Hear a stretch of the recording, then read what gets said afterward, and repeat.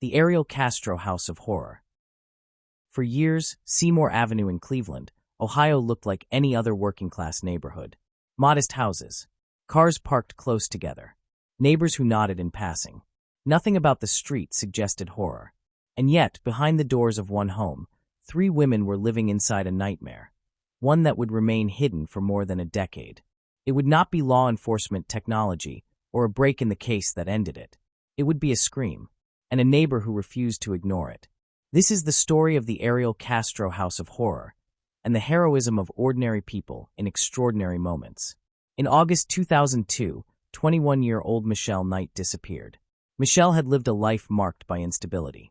She had grown up in foster care and was walking near downtown Cleveland when she accepted a ride from a man she believed was offering help. She never returned. Her disappearance did not spark a national outcry. No Amber Alert was issued. Her case quietly slipped into the background. Michelle vanished without the attention she deserved. In April 2003, 16-year-old Amanda Berry disappeared after leaving her shift at a fast food restaurant. Amanda was reliable, close to her family. She called her sister every day. The night she disappeared, that call never came. Her mother, Lawana Miller, refused to stop searching. She appeared on television, posted flyers, and begged the public for answers. But Amanda was gone. 1 year later, in April 2004, 14-year-old Gina DeJesus disappeared while walking home from school. Her family was devastated. Her face joined missing person posters across Cleveland. 3 disappearances. 3 young women. 1 city. But no one yet realized they were connected.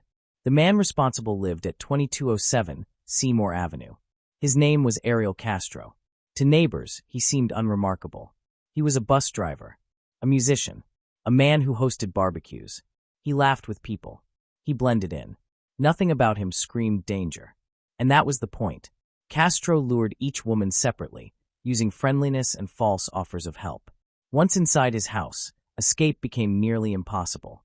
The women were isolated from the world, not in some hidden bunker, but in plain sight. Inside the house, life followed strict rules. The women were confined to separate rooms. Movement was controlled. Communication was limited. Castro used fear as his primary weapon. He told them no one was looking for them anymore. Police would never believe them. Escape would lead to death. Years passed. The outside world continued without them. Inside the house, time lost meaning. One of the most unsettling truths about this case is how close the women were to freedom, and how often they were nearly seen. Neighbors lived next door. Music played from the house. Children walked past. But captivity doesn't always look like chains. Sometimes it looks like silence. The women learned to survive by becoming invisible. During captivity, Amanda Berry became pregnant. Castro allowed her to give birth inside the house. A baby girl was born. That child became a reason to endure, a reason to survive, a reason to hold on to hope, even when hope felt dangerous. Years turned into a decade. Investigations stalled. Cases went cold. Many believed the women were dead. But inside the house, they were still alive. They marked time through small changes. They listened for patterns. They waited. Survival was an act of resistance. On May 6, 2013, Ariel Castro left the house. This time, something was different. One of the interior doors was not secured the way it usually was. Amanda Berry noticed. She tried the door. It didn't open fully, but it moved. For the first time in 10 years, the house cracked. Amanda ran to the front door. It was locked. She began to scream. She pounded on the door. She yelled for help. She refused to stop. A neighbor, Charles Ramsey, heard the noise. At first, it sounded like an argument. Then it sounded like fear. Ramsey went to investigate. Through the door, he saw a woman holding a child. She cried out, "Help me! I've been kidnapped." Ramsey didn't hesitate. He kicked the door.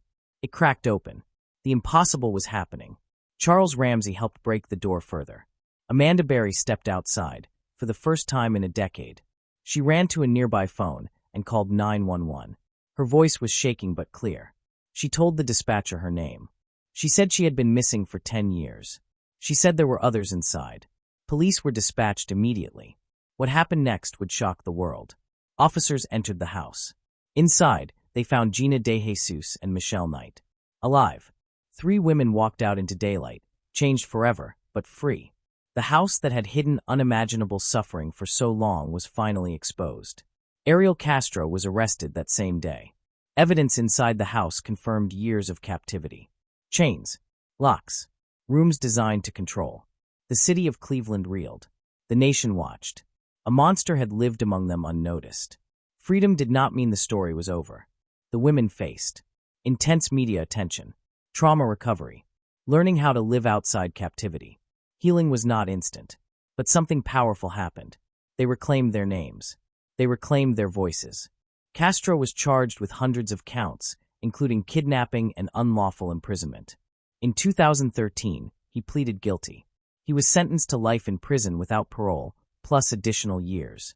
Justice was swift, but the damage was permanent. Castro would later die in prison. The women would continue living. Each survivor chose a different path. Amanda Berry became an advocate for missing persons, helping families still searching. Gina DeJesus spoke openly about recovery and resilience. Michelle Knight, who later changed her name to Lily Rose Lee, wrote about survival, forgiveness, and rebuilding. They refused to be defined by what was done to them. They defined themselves by what they survived. This story is not only about survival. It is also about response. Charles Ramsey, the good neighbor, did not walk away. He did not dismiss the sound as someone else's problem. He listened. He acted. He became the difference between captivity and freedom. Heroism doesn't always look like bravery in advance. Sometimes it looks like courage in the moment. The Ariel Castro case forces difficult questions. How many signs go unnoticed? How many cries go unheard? How many assumptions silence action? But it also offers a truth worth holding on to.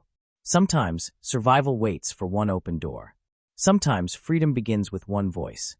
And sometimes heroes are just neighbors who refuse to ignore a scream. This was the Ariel Castro House of Horror, a story of endurance, of everyday heroism, of lives reclaimed from darkness. If you want more true crime stories told with care, clarity, and respect, subscribe to Mystery Grid. Because every story is a puzzle, and some puzzles remind us that listening can save lives.